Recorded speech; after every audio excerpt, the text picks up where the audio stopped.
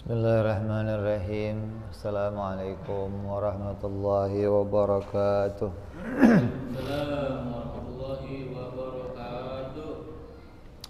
Al-Fatihah ila ruhi Sayyidina wa Habibina wa Syafi'ina Rasulillah Sayyidina Muhammad ibn Abdullah Sallallahu alaihi wa ala alihi wa ashabihi wa azwajihi wa dhurriyyatihi أن الله يعلي درجاتهم بالجنة وينفعنا بأسرارهم وأنوارهم وعلومهم ونفحاتهم وبركاتهم في الدين والدنيا والآخرة ويجعلنا من حزبهم ويرزقنا محبتهم ويتوفنا على ملتهم ويحشرنا في زمرتهم في العافية وسلامة لهم الفاتحة. أعوذ بالله من الشيطان الرجيم. بسم الله الرحمن الرحيم. الحمد لله رب العالمين الرحمن الرحيم مالك يوم الدين إياك نعبد وإياك نستعين اهدنا الصراط المستقيم صراط الذين أنعمت عليهم غير المغضوب عليهم ولا الضالين آمين. Bismillahirrahmanirrahim. Nawaitu ta'alluma wa ta'lima wa tadhkura wa tadhkira wa naf'a wal intifa'a wal ifadata wal istifadata wal hisa ala tamassuki bi kitabillahi sallallahu alaihi wasallam wa du'a ila al-huda wa dilalata ala al-khairi ibtigha'a mardatihi wa qurbihi wa thawabihi wa husnil khatimah ma'al lutfi wal afiyah wa salahil akibah. Bismillahirrahmanirrahim. Alhamdulillahi rabbil alamin. Salatu wassalamu ala asyrafil anbiya'i wal mursalin Sayyidina wa habibina wa syafi'ina wa maulana Muhammadin sallallahu alaihi wa ala alihi wa sahbihi ajma'in. Amma ba'du. Qala musanniful kitab hadratus syekh Imam Ibrahim al-Bayjuri rahimahullah wa ghafara lahu wa liwalidayhi thumma ila sayfu syarha Imam Nawawi al-Bantani rahimahullah wa ghafara lahu wa liwalidayhi nafa'ana bihi fid darain. Allahumma aftah qulubana futuhal arifin wa bihidmatika wansur alaina birahmatika ya arhamar rahimin. Ila an qal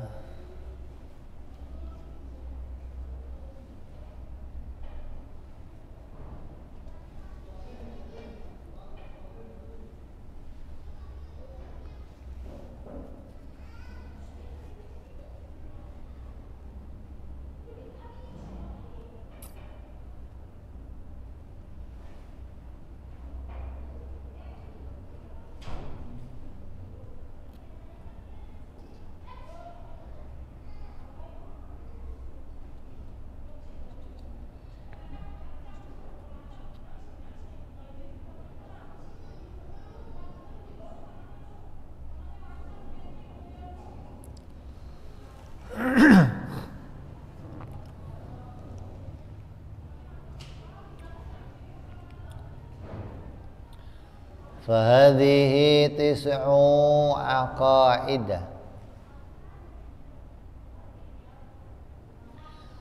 tata'allaqu birrusuli alaihimus salatu wassalam wa taqaddama ihda wa arba'una tata'allaqu bil ilahi subhanahu wa ta'ala. Selesai kita membahas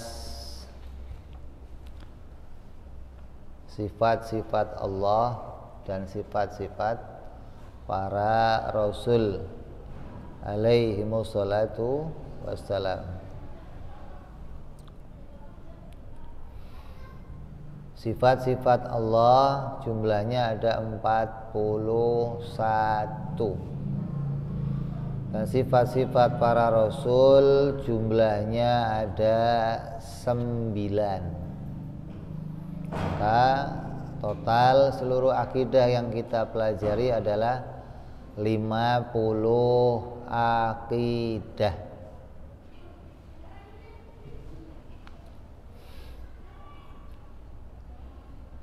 Fal jumlatu hamsuna aqidatan yajibu ala kulli mukallafin ma'rifatuha bi adillatiha ala ma marra.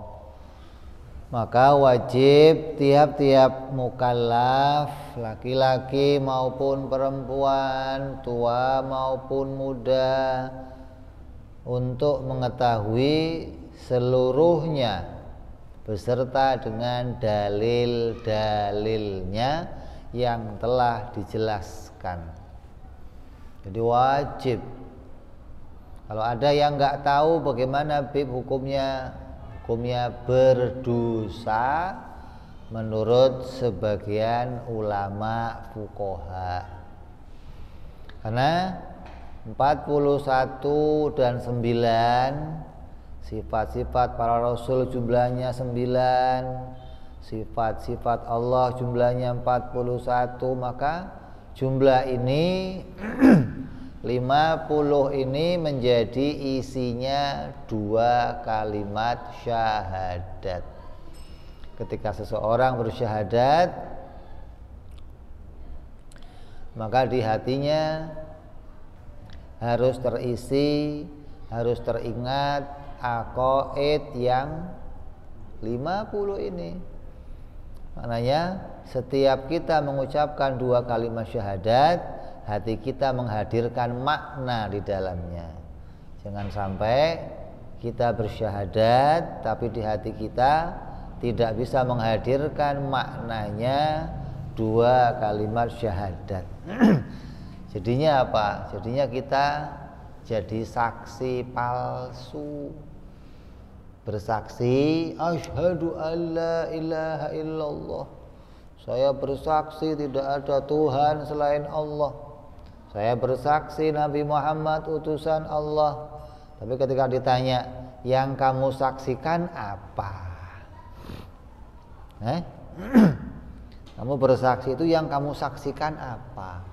Gak tahu. Berarti saksi bohong kamu. Kamu bersaksi tentang Nabi Muhammad, yang kamu saksikan apa?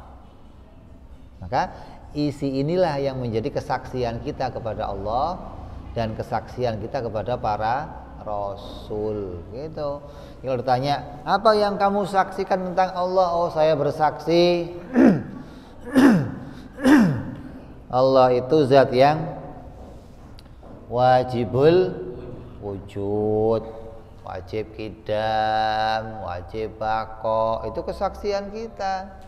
Allah itu mustahil tiada, mustahil berawal, mustahil berakhir, sampai dengan mutakalliman, sampai dengan mustahilnya mustahil Allah bisu. Itu wajib kita tahu.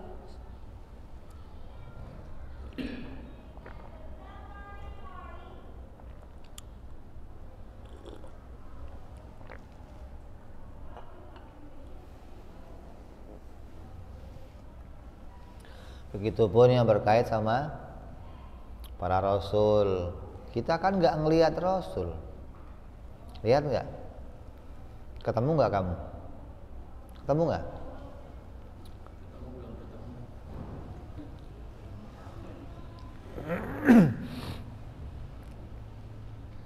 Lihat nggak pakai mata, tapi bersaksi. Saya bersaksi kalau Nabi Muhammad itu utusannya Allah. Tanya lah, kamu menyaksiin apa? Wong bersaksi tapi nggak nyaksiin apa namanya, bukan saksi dong, saksi palsu dong, saksi bohong dong. Saksi palsu aja di dunia diapain? Dikonjara ente. Ente kok jadi saksi palsu, konjara langsung. Apalagi ini bersaksi tentang Allah Subhanahu wa taala. Bersaksi tentang pemilik alam semesta. Bersaksi tentang ketuhanan kita. Bagaimana kita bisa menjadi saksi yang palsu, saksi yang bohong? Lah yang kamu saksikan apa terhadap kenabian Nabi Muhammad? Oh, Nabi Muhammad itu orang yang pasti sidik, tabligh, amanah, fatonah. Mustahilnya Nabi itu kedzib, khianat, kitman, balada, itulah namanya kesaksian. Ya, jadi ini kita sudah berbicara tentang seluruh akidah yang berkaitan sama hak-hak Allah dan hak-haknya para rasul alaihimussalatu wassalam, dan inilah akidah umat Islam. Inilah akidah Ahlus Sunnah wal Jamaah. Dengan akidah ini kita akan hidup, dengan akidah ini kita akan dimatikan, dan insya Allah pula dengan akidah ini kita akan dibangkitkan oleh Allah Subhanahu wa ta'ala, hingga kita bisa menjadi orang-orang yang selamat di dunia sampai nanti di akhirat. Amin ya rabbal alamin.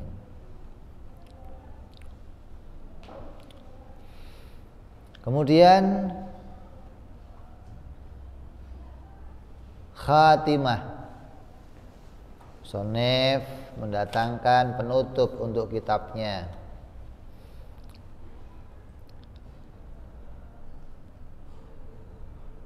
Nas'alullah ta'ala husnaha. Kami memohon kepada Allah manfaat yang baik dengan penutup ini. Artinya musonef setelah menyelesaikan tuntunan kepada kita tentang isi dari dua kalimat syahadat, baik yang berkaitan sifat-sifat Allah, yang berkaitan sifat-sifat Rasul, musannif akan memasukkan pula penutup di kitab ini yang menjadi juga kewajiban-kewajiban yang harus kita ketahui. Maka beliau memohon dengan penutup ini kita semua mendapatkan kebaikan dari Allah Subhanahu wa ta'ala, juga untuk keluarga kita, juga untuk umatnya Nabi Muhammad sallallahu alaihi wasallam. Yajibu ala syahsin ay az-zakari wal unsa, wajib kepada tiap-tiap orang, yaitu laki-laki maupun perempuan, ayya'rifa nasabahu sallallahu alaihi wasallam min jihati abihi wa min jihati ummihi. Wajib untuk mengetahui nasab, keturunan atau silsilah Nabi Muhammad sallallahu alaihi wasallam dari arah ayahnya maupun dari ayah ibundanya, ila adna nafaqat, sampai ke atasnya kepada Sayyidina Adnan. Kan kita sering menyebutkan nasab Nabi nih terus ke atas, maka puncaknya sampai mana? Nabi hanya menyebutkan sampai Adnan. Nabi tidak pernah menyebutkan lebih dari Adnan. Wa amma ma ba'dahu fala yajibu ma'rifatuhu bila khilafin bal karrahahu Malik. Tapi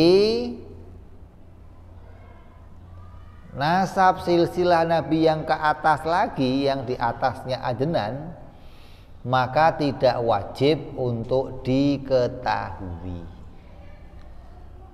tanpa ada perbedaan pendapat. Seluruh ulama sepakat nggak wajib tahu nasabnya Nabi ke atasnya Adnan, wajib tahunya hanya sampai Adnan. Bahkan Imam Malik mengatakan hukumnya makruh. Kalau sampai kamu menghafalkan nasab Nabi dari Adnan terus ke atas, hukumnya makruh. Makruh itu nggak disenangi gitu loh, nggak mendapatkan pahala. Kalau kamu hafal nggak dapat pahala, kalau kamu nggak hafal ya juga nggak dosa.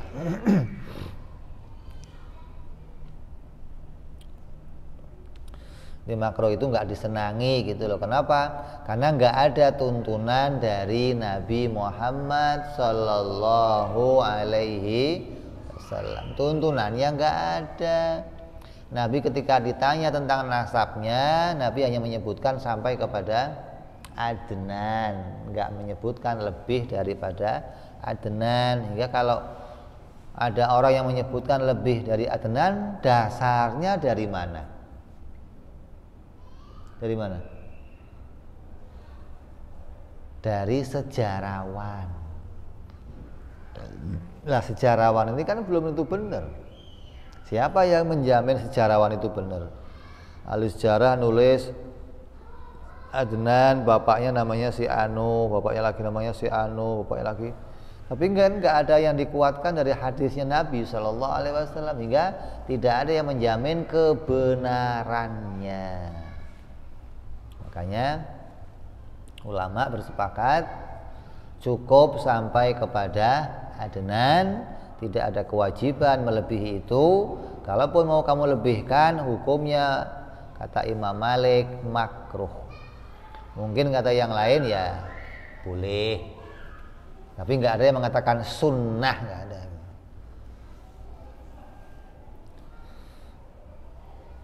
Wa amma nasabuhu sallallahu alaihi wasallam min jihati abihi fa huwa sayyiduna Muhammadun ibnu Abdullah. Adapun nasab Nabi dari arah ayahnya, maka baginda kita Nabi Muhammad sallallahu alaihi wasallam itu bernama Muhammad bin Abdullah. Ayahnya bernama Abdullah.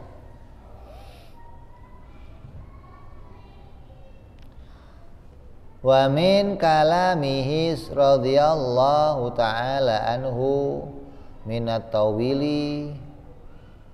Maka di antara karya sastrawan ini para ulama, para ahli-ahli syair, banyak juga yang nulis syair tentang nasab Nabi. Mereka memuji-muji kemuliaan nasab Nabi. Di antaranya, laqad hakamal baduna min kulli baldatin bi anna lana fadlan ala sadatil ardin wa anna abi dhu Muhammadin was-sudadil ladzi yusaru bihi ma baina nashzi ilal hafdin. Sungguh benar-benar telah ditetapkan oleh masyarakat di semua negeri dengan ketetapan bahwa sungguhnya kami mempunyai kelebihan atas pemimpin-pemimpin dunia, dan sesungguhnya ayahku adalah orang yang mempunyai kebesaran dan kemuliaan, yang dengan hal ini dijadikan kebahagiaan tersendiri baik oleh kalangan pembesar maupun umat Islam dari kalangan bawah pada umumnya.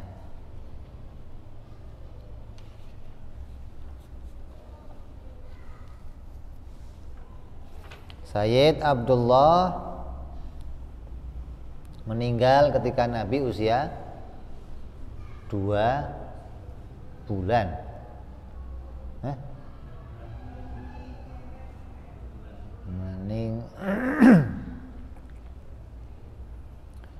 Jadi setelah hamil, Sayyid Abdullah pergi merantau ke negeri Yaman.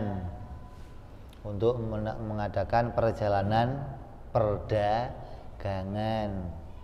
Di orang Arab itu kalau di sana ada dua musim, musim dingin dan musim panas. Kalau musim panas dia pergi ke daerah yang lain, kalau musim dingin pergi ke daerah yang lain. Hingga mereka selalu berada dalam keadaan perdagangan. Nah, di antaranya Said Abdullah, orang yang pergi untuk mengadakan perjalanan mencari sesuatu yang halal untuk keluarganya. Sampai sekembalinya beliau sakit di kota Madinah dan meninggal di kota Madinah. Beliau dikubur di kota Madinah. Kalau ada yang punya peta tuh, peta Mekah, peta apa? Peta Masjid Nabawi, dari sebelum dipugar itu sekitarnya kan rumah masyarakat. Sahabat ini, sahabat ini, sahabat ini. Nah, di antaranya ayahnya Rasul itu meninggal di beberapa rumah di sekitar situ, nggak jauh. Di antaranya sekitar mungkin 200 meter dari makomnya Nabi. Nah, sekarang masuk kelompok masjid. Jadi kalau umpamanya ada yang punya petanya tuh akan tahu tuh dari pintu makamnya Rasul, jalan sedikit di depannya Baqi itu ada tanda di situ nanti. Ada makamnya Sayyid Abdullah.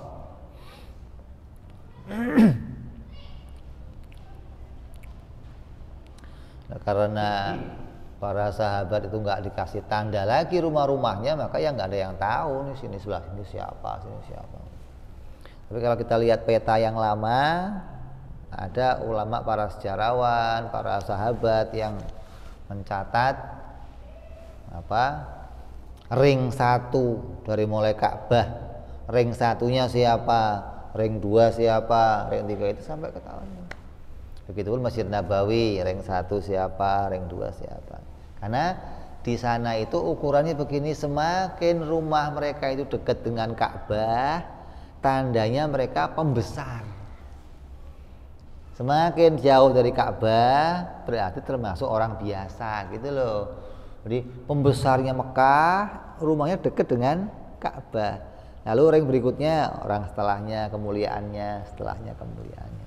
Maka dikatakan Nabi bahwa sungguhnya benar-benar telah ditetapkan oleh masyarakat, artinya semua orang telah mengetahui bahwa ayahnya Rasulullah adalah orang yang besar, seorang yang punya kemuliaan, yang dijadikan sebagai kebahagiaan tersendiri. Apa julukan ayahnya Nabi? Sama dengan Nabi Ismail, orang yang akan disembelih oleh ayahnya. Makanya Nabi itu dikatakan, saya anak dari 2 orang yang akan disembelih. Saya ini anak dari 2 orang yang akan disembelih. Siapa yang pertama? Nabi Ismail. Yang kedua, Sayyid Abdullah. Sayyid Abdullah itu juga mau disembelih sama ayahnya. Jadi ketika ayahnya nggak punya anak, orang Arab itu kan kalau punya anak banyak kemuliaan. Kalau sampai saya punya anak, nazar nih banyak, akan saya sembelih anak saya 1. Nazarnya kan repot. Nazar kok nyembelih anak. Kalau sampai anak saya banyak, kan saya potong 1. Loh, kok punya anak laki-laki banyak, sampai. Begitu udah punya anak banyak, ditagih sama orang. Abdul Muthalib, kamu kan katanya mau nyembelih anak. Kalau anaknya banyak, ya sudah. Begitu mau dilaksanakan, orang Arab geger semua. Jangan dilaksanakan. Kalau sampai kamu laksanakan nyembelih anak, akan jadi tradisi di negeri Arab. Orang yang punya anak banyak, nyembelih anaknya 1. Apa nggak repot ini? Terus gimana? Ini nggak bisa dibatalkan, itu sudah janji depan Ka'bah sudah. Akhirnya rapat tuh minta solusi gimana. Kata orang-orang di situ ada satu orang yang pinter tinggal di negeri Yaman. Kita samperin, kita minta solusi sama dia. Ya udah ayo. Berangkat ke sana. Ya udah diundi aja, ditukar pakai onta. Coba kita undi, masukin namanya Abdullah dan namanya onta. Kocok bareng, yang keluar siapa? Kocok, yang keluar Abdullah lagi. Ini Abdullah, tambahin ontanya 2. Abdullah lagi. Sampai ditambahin ontanya 100. Baru keluarnya onta. Kocok lagi onta. Kocok lagi onta. Oh, tebusannya 100 onta. Wah, motong 100 onta itu dibagi dagingnya semekah sampai mana-mana terus. Ini daging apa ini? Wow, Abdul Muthalib syukuran anaknya nggak jadi disembelih. Oh ya kan, ini motong 100 onta berapa duitnya? Onta itu satunya berapa? Ada 10 juta harganya.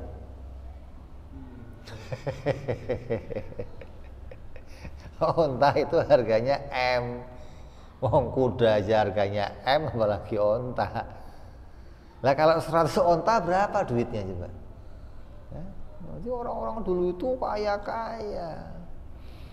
Sampai akhirnya selesailah nazarnya, maka Said Abdullah menjadi orang yang bebas. Sama dengan siapa? Nabi Allah Ismail alaihi salam. Jadi Nabi mendapat julukan saya anak 2 orang yang akan disembelih. Terus Sayyid Abdullah punya abah namanya Abdul Muttalib. Ismuhu Amir au Syaibatul Hamdi. Namanya Amir, atau ada yang mengatakan julukannya Syaibatul Hamdi. Syaibatul Hamdi itu maknanya orang yang punya uban yang mulia, uban yang cemerlang. Jadi di ujung rambutnya ini ada ubannya putih, ubannya bercahaya. Jadi pun Syaibatul Hamdi, orang yang punya uban yang cemerlang, yang bercahaya.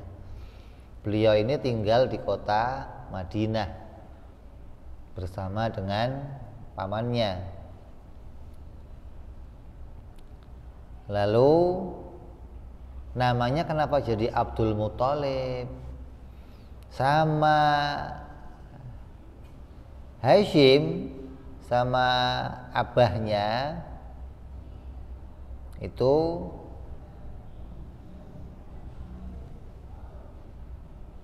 ada yang namanya Hashim itu punya kakak namanya Muthalib. Makanya di dalam nasabnya Rasul itu, di antara nasab yang dimuliakan itu nasab keturunan Bani Hashim dan Bani Muthalib. Jadi Muthalib dan Hashim itu kakak adik. Lalu si Muthalib ini disuruh sama si Abdul Manaf, kakeknya Rasulullah, buyutnya berarti. Sama buyutnya Rasul disuruh Muthalib, jemput ponakan kamu yang namanya Amir di Madinah. Berangkat nih Muthalib ke sana mau jemput anaknya Hashim. Sampai Madinah nggak diizinkan untuk dibawa si Amir ini. Tapi sama Muthalib dipaksa, diculik, diambil sampai dibawa lari.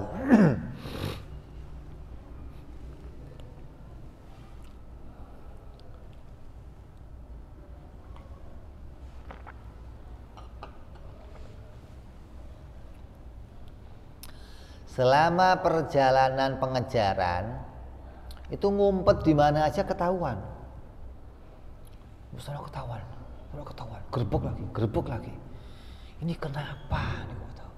Lu nggak taunya si rambutnya itu dilihat dari jauh itu mencorong ke atas kayak ada sinarnya, jadi mau ngumpet di mana aja. Akhirnya oh ini gara-garanya ini.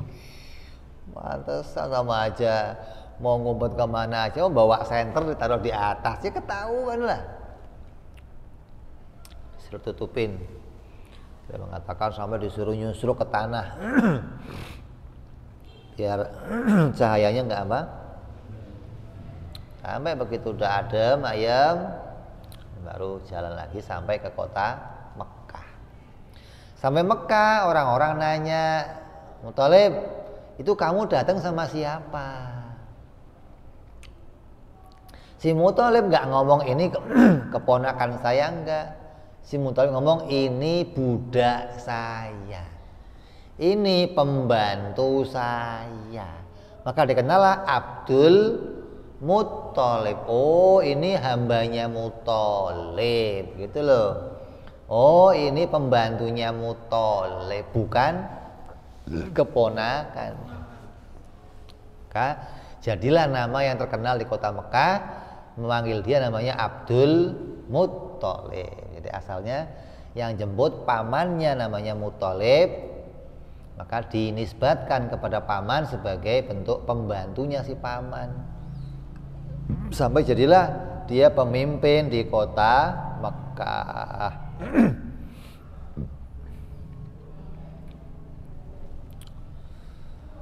Terus Abdul Muthalib punya abah namanya Hashim.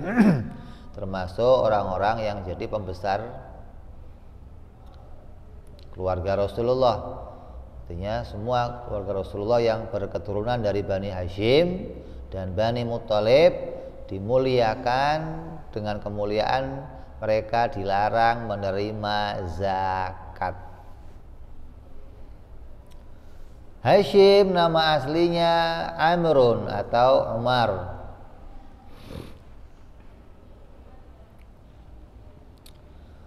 Terus Hashim punya abah lagi, punya ayah lagi namanya Abdi Manaf. Abdi Manaf nama aslinya Mughirah. Abdi Manaf punya ayah lagi namanya Qusay. Bidhammi fa fathin bi ismi Zaidun aw Yazidun. Qusay ini termasuk orang-orang yang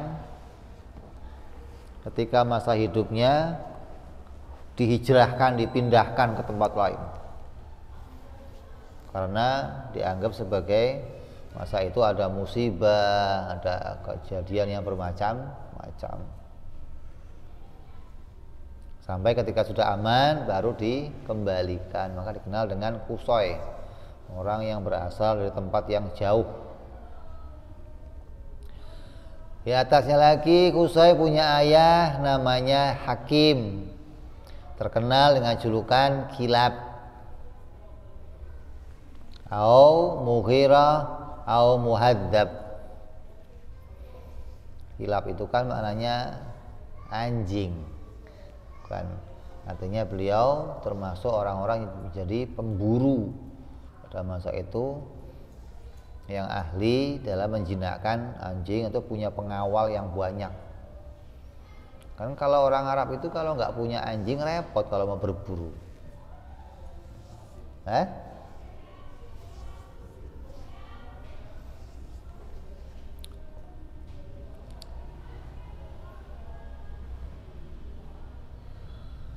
Terus atasnya lagi bapaknya namanya Murrah bidhammil mim atau musyaddadah.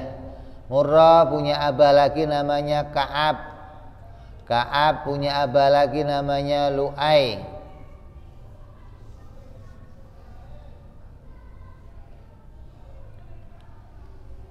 Lu'ay punya ayah lagi namanya Ghalib. Ghalib punya ayah laki namanya Fihir. Fihir punya ayah laki namanya Malik.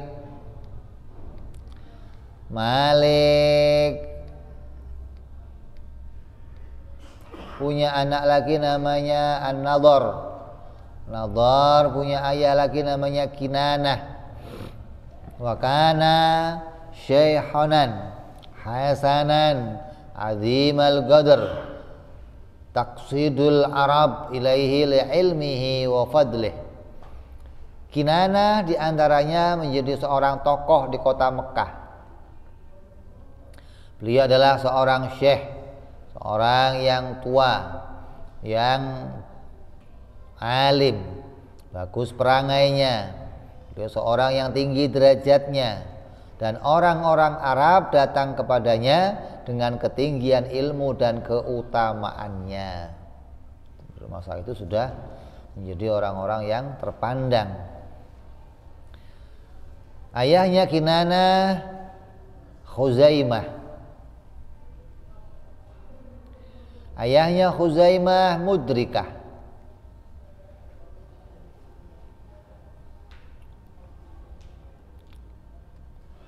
Maka Mudrikah inilah di antara kakek-kakeknya Rasul yang mana menurut pendapat ulama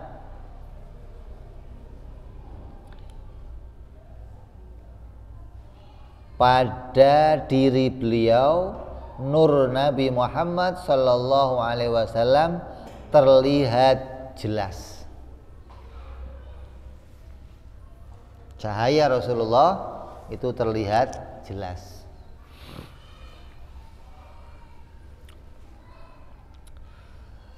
Kemudian termasuk seorang yang menikahnya itu belakangan, jomblo mania. Termasuk orang-orang yang kesulitan mencari istri. Kenapa? Karena mereka ketika mencari istri, betul-betul istri yang afifah, solehah, abidah, teliti betul-betul. Kenapa? Akan menjadi tempat diletakkannya nur Nabi Muhammad sallallahu alaihi wasallam. Hingga enggak sembarangan. Yang daftar sih banyak, dianya enggak mau. Sampai nur itu ngomong, kalau tahun ini ente enggak nikah, saya mau pindah ke yang lain. Oh, ya mau pindah ke yang lain, ya buru-buru kawin dicari. Dan yang paling ajib dari nasabnya Rasulullah, silsilah Rasulullah, mereka semua selagi masih ada cahaya Nabi dalam dirinya, mereka orang yang selalu menyadari kalau dalam dirinya itu ada jimat yang luar biasa.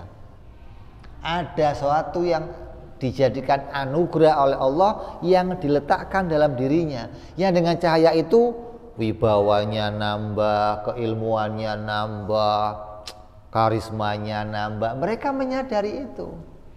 Dan apabila cahaya itu keluar, mereka menyadarinya. Ini yang ajib loh. Makanya ini bulan apa sekarang? Rajab.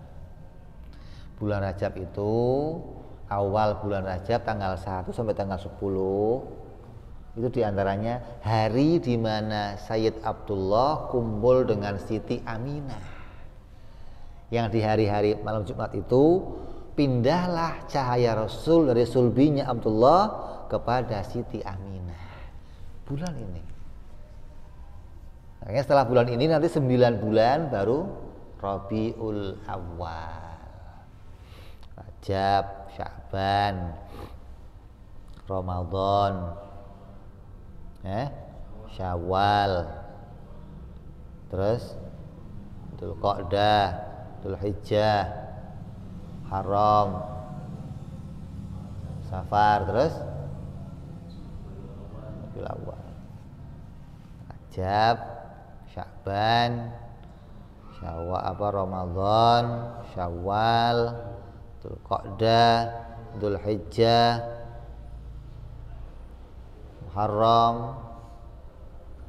Safar, Rabiul Awal, pas 9 bulan.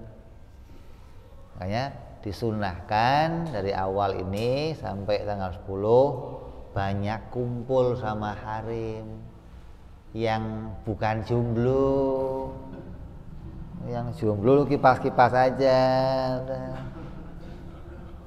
Banyak baca Rabbighfirli warhamni wa tub alayya, Rabbighfirli warhamni wa tub alayya, perbanyak terus. Jadi keluarganya Nabi, silsilah Nabi itu mereka melahirkan 2 kali. Nabi itu lahirnya 2 kali. Kan kalau lahir, yang melahirkan, yang ngerasain lahir siapa? Ibu kan. Ibu ngeralain kalau anaknya itu keluar. Kalau Nabi enggak, abahnya juga ngerasain kalau Nabi sudah keluar. Coba.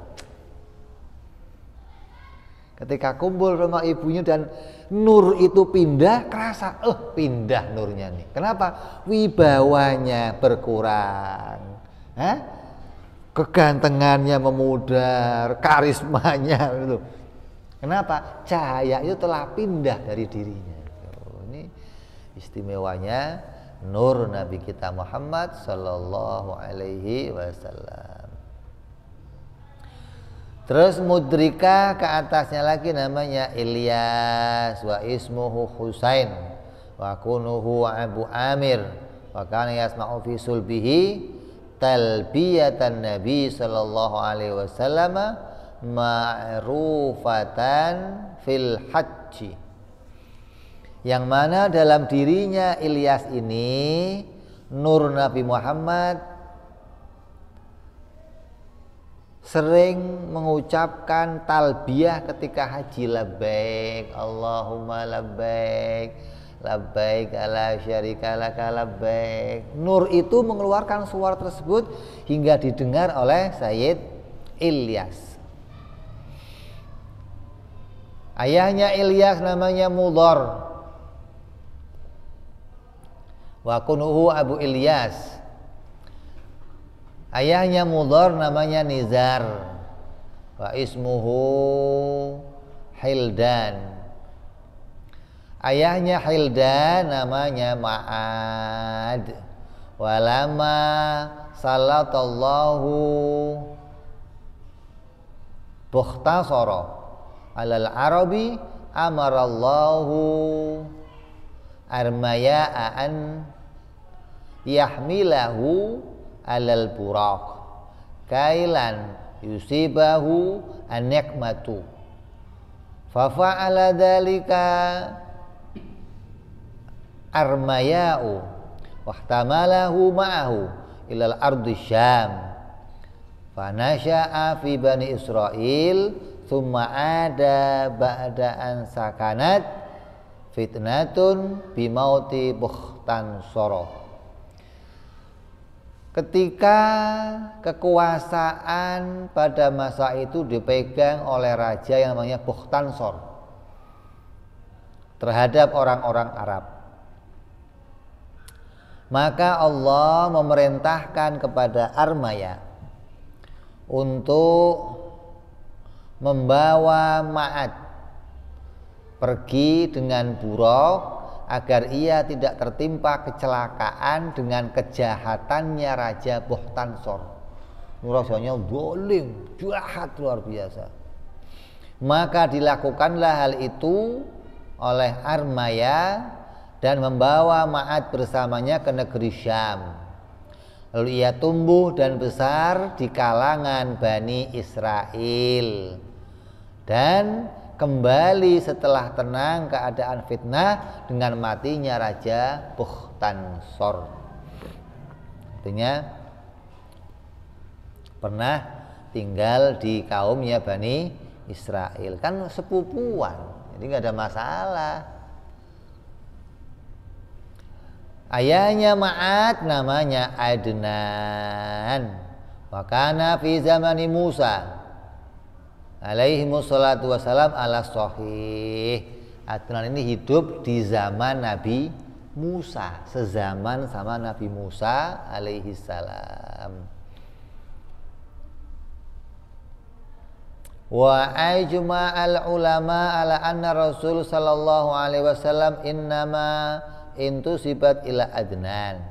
Dan telah bersepakat para ulama bahwasanya Rasulullah sallallahu alaihi wasallam nasabnya, silsilahnya hanya sampai kepada Adnan. Walaisa fi ma ba'dahu ay Adnan, dan tidak ada nasab setelah Adnan ila Adam alaihi wassalatu wassalam tariqan sahih. Enggak ada lagi jalan sampai kepada Adam alaihi salam nasab atau jalur silsilah yang sahih, yang betul-betul benar. Karena banyak kan yang suka menyampaikan hafalannya sampai ke Nabi Adam, di antaranya Ustaz apa? Adi Hidayat, hafal tuh Ustaz yang lain. Tapi kata ulama tidak ada riwayat yang sahih yang menjamin benar bahwa itu sahih sampai kepada Nabi Adam fima yunqalu.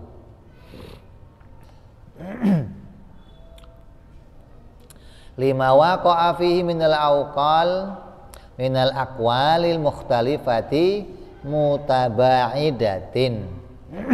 Karena di dalam riwayat itu banyak terdapat pendapat-pendapat yang saling bertentangan dan saling menjauh. Artinya gak ada titik temu yang benar lah di antara semua tersebut.